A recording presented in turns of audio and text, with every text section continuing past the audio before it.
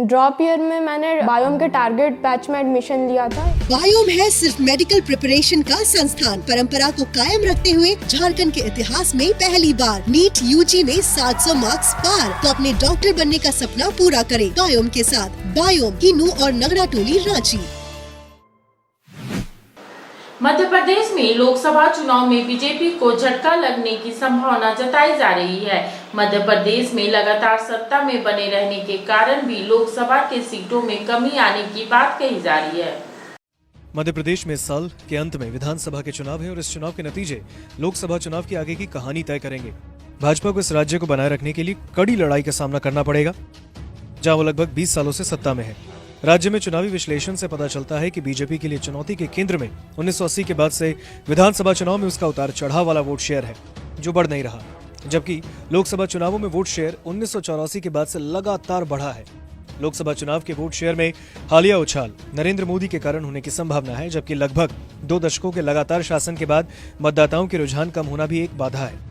साल दिसंबर 2018 से मार्च 2020 को छोड़कर पार्टी दिसंबर 2003 से मध्य प्रदेश में सत्ता में है और मुख्यमंत्री शिवराज सिंह चौहान 2008 से सत्ता में है। बीजेपी मध्य प्रदेश की सत्ता में बरकरार रहने के लिए पुरजोर कोशिश में लगी है। इस साल होने वाले विधानसभा चुनाव में 39 उम्मीदवारों का नाम फाइनल करना इस बात को और बल देता है। बीजेपी जिन निर्वाचन क्षेत्रों में कमजोर स्थिति में है, ऐसे में प्रत्याशी अपने क्षेत्र में कड़ी मेहनत कर जीत को हासिल कर सकें।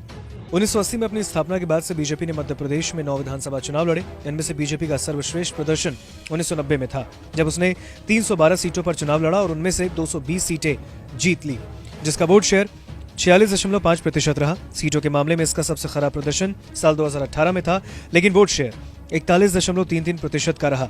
2013 में ये 45.19% था, जबकि 2020 में कमलनाथ की सरकार गिरने के बाद भाजपा सत्ता में लौटने में कामयाब रही।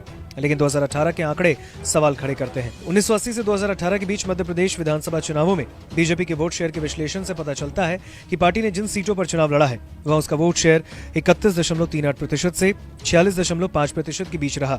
लोकसभा चुनावों में ये एक पूरी तरह से अलग कहानी है, जहां पार्टी का वोट शेयर 1984 के बाद से लगातार बढ़ा।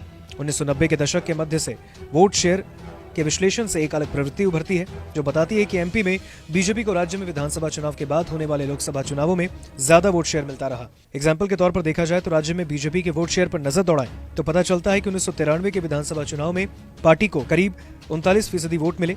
1996 में अगले लोकसभा चुनाव में पार्टी को राज्य में 41.32% वोट मिले। 2018 के विधानसभा चुनावों में 41.33% वोट शेयर के बाद पार्टी ने 2019 के लोकसभा चुनावों में अपना ग्राफ ऊंचा किया और कुछ ही महीनों बाद वोट शेयर बढ़कर 58.23% हो गया। ये 2014 के 54.76% वोट शेयर से भी ज्यादा था। बहरहाल, जहां बीजेपी प्रदेश में अपनी सरकार को रिपीट करने का दावा कर रही है, तो कांग्रेस भी कमलनाथ के नेतृत्व में कमबैक करने के दावे कर रही है। अब ऐसे में देखना होगा जब मध्य प्रदेश के रिजल्ट आएंगे तो किसके दावे सच होंगे और किसके खोखले। मिनी लंदन मैक्लुस्कीगंज प्रकृति की गोद में बसा ड्रीम डेस्टिनेशन आपका कर रहा है इंतजार। आइए अपने यादगार लम्हों को बिताइए ड्रीम डेस्टिनेशन में। राजधानी रांची से महज 50 किलोमीटर दूर आपका अपना ड्रीम डेस्टिनेशन। जब टूटती है आस, जब थकती है सांस, जब रूठते हैं अपने, मुंह मोड़ता है जमाना, जब अंगड़ाई लेता है संकल्प, फिर बनती है कहानी, बनते हैं अनमिट निशान। देखिए मेरे साथ संघर्ष की दास्तां।